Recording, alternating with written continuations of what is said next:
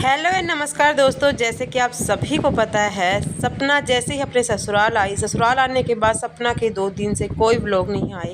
उसके बाद उसका व्लॉग आता है, बट अंशु का व्लॉग लगातार आते हैं। सपना आई थी उसी दिन का भी आता है और नेक्स्ट डे वो व्लॉग बनाती है। उसमें अंशु ना बोलकर उनके ससुर बोल रहे होते हैं और उनके ससुर डायरेक्टली इनडायरेक्टली सपना को बोलते हैं और अंशु वीडियो शूट करती रहती है और उनके ससुर वीडियो बनाते हैं। उनके ससुर कहते हैं, बेटा आप वीडियो बनाओ और बनाते रहो, जो आपसे जलते हैं जलते रहेंगे, हमें किसी से कोई लेना देना नहीं, हमें किसी दुनियादारी से कोई लेना देना नहीं।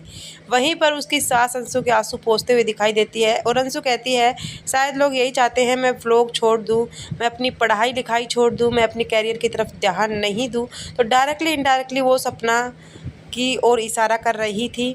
बट सबसे बड़ी बात मुझे ये लगी, अगर ये कंट्रोवर्सी को सच में ख़त्म करना चाहते हैं तो इस तरह के व्लॉग वो ना बनाएं। इससे पहले सपना ने व्लॉग अपने ससुराल से आने से पहले उन्होंने बनाया था, वो पूरी तरह से अंशु को टारगेट करके बनाया था। उन्होंने साफ साफ कहा था, उस लड़की को मैं देखना तक नहीं चाहती, मैं ससुराल जा तो रही हूँ लेकिन उस लड़की के मैं दर्शन नहीं करना चाहती। कहीं ना कहीं उसी का रिप्लाई करते उन्होंने ये व्लॉग बनाया है।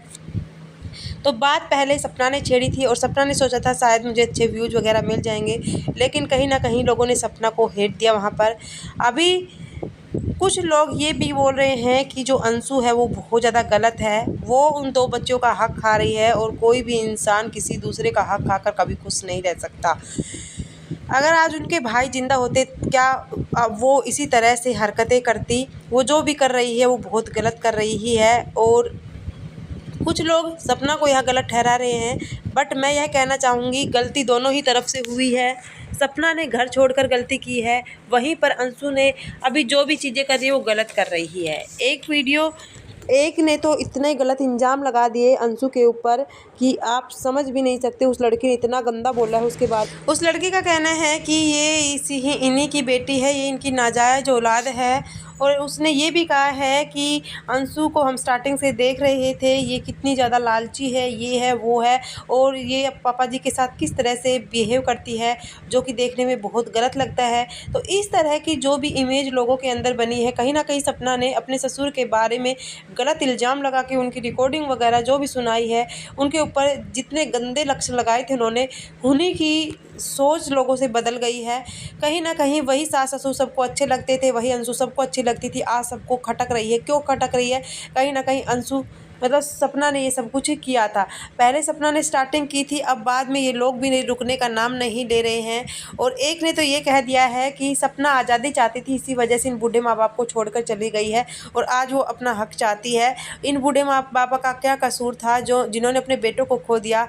आज वो अपनी बेटियों अपनी मतलब एक मुँह बोली बेटी के साथ अपना जीवन गुजारा कर रहे हैं, फिर भी उसको तसल्ली नहीं है। वो अपना हक मांगने के लिए या हक के लालच में ससुराल आई थी। कहीं ना कहीं सपना को बेटियों से मिलाने का तो बहाना था, व्यूज का चक्कर कह सकते हैं, अपनी प्रॉपर्टी के लिए, या उनका यही था कि अब उसको ये समझ में आ गया था मैंने जो भी किया है वो बहुत गलत किया है और अगर मैं इसी तरह से करती रहूँगी तो ये शायद मुझे कुछ भी नहीं देंगे और सारी प्रॉपर्टी वगैरह अंशु के नाम करवा देंगे।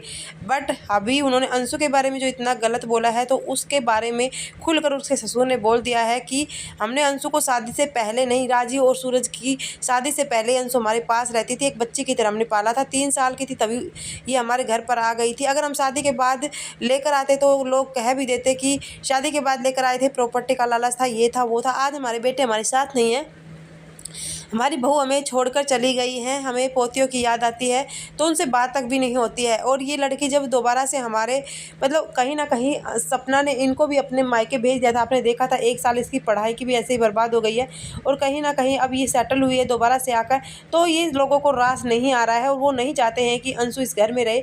तो इन बूढ़े माँ बाप का सहारा कौन? सबसे बड़ी बात तो ये है भाई, इनको भी सहारे की ज़रूरत है। दोनों बीमारी के शिकार हैं। आप देखते हैं उसके ससुर को हमेशा ही शुगर बीपी हाई रहता है, ये सपना ने खुद बताया था। तो उनकी देख रेख के लिए कोई ना कोई तो होना चाहिए।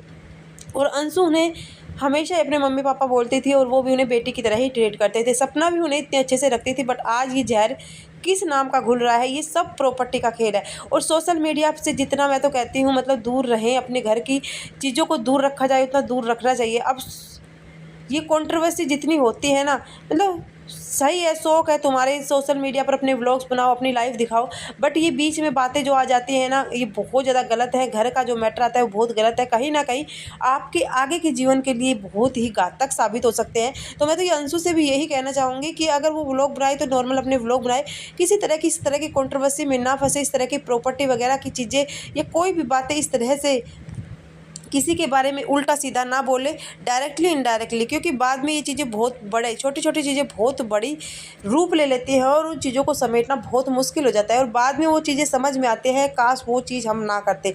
और सोशल मीडिया एक ऐसी चीज़ है, अगर आप उन वीडियो को बाद में डिलीट भी कर देते हैं तो उसकी बहुत सारी लोग कॉपी करके अपने चैनल्स पर डाल चुके होते हैं। तो प्लीज़ आप इस तरह की कंट्रोवर्सी ना करें। आपकी एज बहुत छोटी है अभी, चलो आपकी भाभी ने जो किया है वो गलत किया है, सही किया है, वो तो भगवान जाने, लेकिन एक आदमी के पीछे हर आदमी को भी गलत नहीं होना चाहिए। और मैं तो यही कहूँगी, अंकल जी उस समय पर ये कहते थे कि मुझे सोशल मीडिया पर नहीं आना है। जिस समय पर राजीव जी का केस था उस समय पर अंकल जी नहीं बोलते थे, तो अब मतलब वो बोल रहे हैं, तो ये बात भी थोड़ा अजीब सी लगती है, क्योंकि जब टाइम था उस समय पर वो कहते थे कि मुझे सोशल मीडिया पर बातें नहीं करनी, मुझे अच्छा नहीं लगता है। उस टाइम पर अंशु इनके घर में नहीं थी, उस टाइम पर वो पड़ोसी की वीडियो में थोड़ा बहुत बोले थे भावुक होते हुए कि मुझे रोज़ रोज़ वीडियो या कैमरे के सामने बोलना अच्छा नहीं लगता है और जो मेरे साथ हो रहा है वो गलत हो रहा है, लेकिन जिसका परिणाम होगा वो खुद भुगतेंगे। और उन्होंने सीधी धमकी भी दी थी सपना को इस बात की। खैर इन सब बातों को छोड़िए, अब सपना की बात आती है तो ये होता है कि सपना यहाँ से चली गई है, जिसके बाद उसका कोई वीडियो नहीं आया। उसके बाद उसका वीडियो आता है राजीव जी के बर्थडे के बाद, और उन्होंने वो बर्थडे सेलिब्रेट नहीं किया। उसके बाद भी लोगों ने बहुत ज़्यादा गलत बोला है सपना को। वहीं पर सपना का कहना है कि मरे हुए लोगों का बर्थडे नहीं बनाया जाता। वहीं पर फिर पड़ोसी का वीडियो आता है और पड़ोसी कहते हैं क्यों, जब ससुराल में थी तब क्यों बर्थडे बनाती थी, और मैं वही पड़ोसी हूँ जिन्होंने रिंग मंगवाई थी राजीव जी के लिए और मेरे पास बहुत सारे सबूत भी हैं।